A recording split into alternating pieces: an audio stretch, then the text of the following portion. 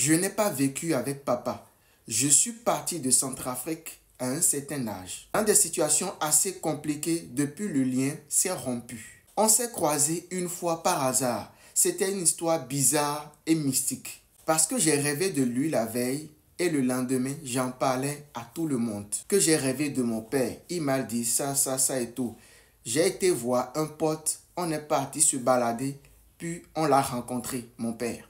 Et il me dit ce qu'il m'avait dit dans mon rêve. Et on a échangé nos numéros de téléphone. Il devrait me rappeler, mais il ne l'a jamais fait. Et surtout ce jour-là, quand on parlait, il me parlait comme si on avait toujours vécu ensemble. Pourtant, on ne s'était plus vu il y avait 6 ou 7 ans. L'absence de mon père a été un gros poids. Quelque chose qui pèse encore aujourd'hui. Maman a toujours eu son importance. Elle avait le rôle du père et de la mère. Mon père, c'est ma mère.